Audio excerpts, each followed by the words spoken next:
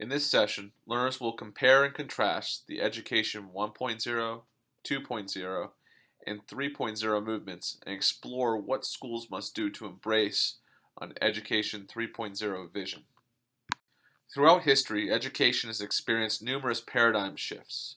These changes in mindsets have recently been characterized as Education 1, 2, and 3. Education 1.0 reflected the first paradigm of education. It utilized the one-room schoolhouse, where students received a basic education that focused primarily on the three R's, the essential skills of reading, writing, and arithmetic, that were needed to operate in the agricultural age. Education 1.0 is a type of essentialist behaviorist education based on the other three R's, receiving by listening to the teacher, responding by taking notes, studying text, and doing worksheets, and regurgitating by taking the same assessments as all other students. Education 1.0 is a downriver approach to teaching and learning. Information flows from teacher to pupil. Students go to school to learn from teachers, the content dispensers.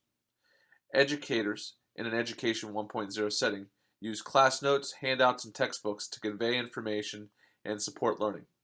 Students are largely consumers of information resources that are delivered to them, and although they may engage in activities based around these resources, these activities are, for the most part, undertaken alone.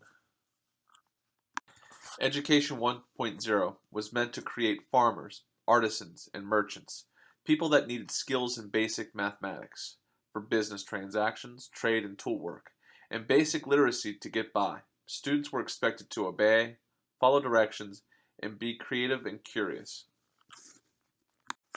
The main purpose of Education 1.0 was to prepare students for Workforce 1.0, which prepared students for farming and artisan work. It helped them get used to working in collaborative, small groups. It helped prepare learners for a variety of different tasks they may have to do in adulthood, and it introduced them to hand tools. By 1910, the U.S. did not need as many farmers or artisans. It needed factory workers to work on assembly lines and assist with the explosion of manufacturing, a form of disruptive innovation. They needed office workers to carry out low-level, repetitive cognitive work. Education 2.0 was meant to prepare the manufacturers, factory workers, and office workers of their time to complete repetitive tasks or routine cognitive or analytical skills. The problem is this type of job nowadays is disappearing fast. It is either outsourced to India, China, or Singapore, or taken over by robots and software apps. In Education 2.0, reading, writing, and arithmetic continue to be the predominant concentration in teaching, learning, and assessment. The curriculum is geared towards memorization and prompts a worksheet and textbook culture, mass-produced public education. The curriculum was, and still is, rigid and applies to a one-size-fits-all philosophy of education. The education system tests and retests students over and over again until the assessment process overtakes the learning process. Finally, many students are spending too much time in their seats, leading to an increase in child obesity and cases of ADHD. The development of the computer ushered in the information age, also known as the digital age. Before you know it, we have the internet, smartphones, laptops, iPads, the tools and devices of the digital generations. So the new workforce requires a new set of skills. People must work in small groups to solve new problems.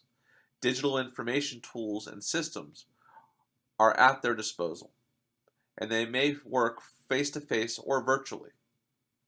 There is a variety of ages and cultures now working together. A large number of the workers working in Workforce 3.0 are performing non-routine cognitive and analytical tasks alone or interactively. At Teach Thought, they identified 8 characteristics of Education 3.0. Meaning is socially constructed and contextually reinvented. Technology is everywhere. It's a digital universe. Teaching is done teacher to student, student to student, and people, technology, and people as a co-constructivism approach. Schools are located everywhere, fully infused into society. Parents view schools as a place for them to learn also. Teachers are everybody, everywhere. Hardware and software in schools are available at low cost and are used strategically. Industry views graduates as co-workers or entrepreneurs. For Education 3.0 to garner large-scale acceptance, several aspects must help precipitate change. Focus on modern-day learning and teaching, use of technology in a meaningful way, connecting all the subjects together, just like they would be viewed in the real world, and the motivation to change school culture to match the needs of Workforce 3.0. In Education 3.0, technology is ubiquitous and everywhere. Teaching occurs between teachers and students to student and teacher. Teachers are everyone. Schools are located anywhere and everywhere. Information comes from multiple sources. Outcomes of learning include academic and social competencies. The teacher's role is more of an orchestrator, curator, and collaborator. The student's role is one of an active participant with ownership, responsibility, and agency. L'Engle identified 6 principles of what future learning should look like. Students work on problems worth solving. Students engage in self-directed research. Students learn how to tell a good story. Students employ tools appropriately to the task at hand. Students learn to be curious and creative. In his best-selling book, The Global Achievement Gap, Why Even Our Best Schools Don't Teach the New Survival Skills Our Children Need and What We Can Do About It, world-renowned Harvard University fellow and author Tony Wagner identified 7 essential survival skills for the 21st century. Critical thinking and problem solving, collaboration across networks and leading by influence, agility and adaptability, initiative and entrepreneurialism, effective written and oral communication skills, accessing and analyzing information, and finally curiosity and imagination. If you compare both L'Engle and Wagner's list above, then you see a great deal of crossover in their themes. What are the themes you see above? Of the hundreds of modern-day skills that exist, my colleagues and I have condensed them down into 8 essential skills of modern learning. 1. Intrapersonal skills. Intrapersonal skills are internal skills, perceptions, and attitudes that occur within a person's mind. Art Costa calls these the habits of mind. 2 is the interpersonal skills. These are the abilities to have to do with understanding and comprehending external situations and being able to communicate with others. Next is problem-solving skills. Problem-solving involves students learning a structured mental process that allows them to independently solve complex problems in real time. Collaboration skills. Individuals work together to accomplish a common purpose. Collaboration is based on the idea that the power of we is greater than the power of me. Information analysis skills. In a time of unreliable sources, we don't want learners who simply consume and regurgitate information without first questioning, analyzing, and validating the reliability of what they just read or saw. We need learners who can determine the credibility of a wide range of digital and non-digital materials. Information presentation skills. Learners are growing up in a participatory and sharing culture, the YouTube era. Learners must know how to use this knowledge to effectively communicate information to others. Creativity skills. Creativity is about how you imaginatively communicate ideas. There is a growing belief that creativity is an essential attribute to all learners need to develop. Finally, there's global citizenship skills.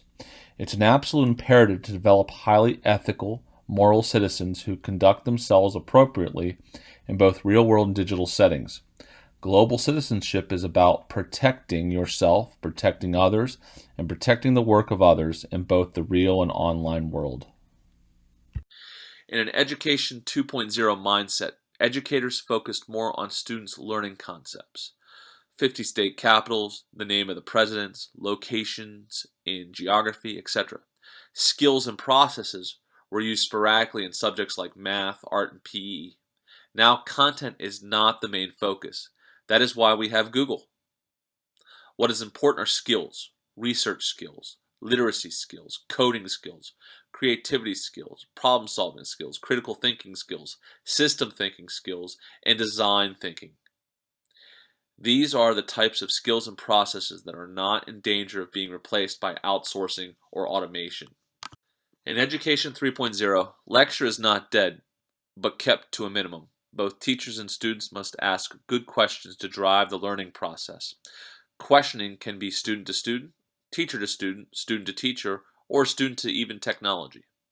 Students assume ownership of their learning and how they will express what they have learned using a variety of mediums and media. Technology is used to do new things in new ways. This doesn't mean every school has to have the latest or greatest digital device. Educators must use technology seamlessly with their students. Better yet, teachers must allow students to use technology to perform complex and creative tasks. We are living in the age of information overload. A desired skill is for students to be able to research to find information. Memorization, although still important, is not the main focus anymore. Students must be allowed to construct their own knowledge by participating in projects, solving real-world problems, and using and exercising learning processes. Summative assessment is a simple snapshot in time, and it is very difficult to measure how students are doing and where they need to go. Formative assessment provides them with the opportunity to see the entire photo album and really get to know their learners. In a brief history of the future of education, my co-authors and I make 11 forecasts about the future of learning. First, learning will be just in time. Because we live in a time of increasingly disposable information, much of learning must shift to just-in-time learning, where students access information and content only when it's necessary. Learning will happen anytime, any place in both virtual and physical spaces. Learning will be lifelong. Learning will be personalized, learner-centered, and non-linear.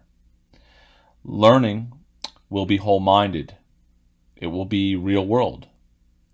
Learning will be based on discovery. Learning will be focused on processing multimedia information. Learning will be collaborative.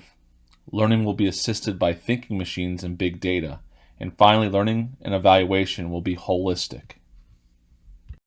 So after examining what skills are needed in the future and what really will be like in the future, what will teaching look like in the future? Here are the 10 new critical roles educators must embrace. First, educators must be future-focused.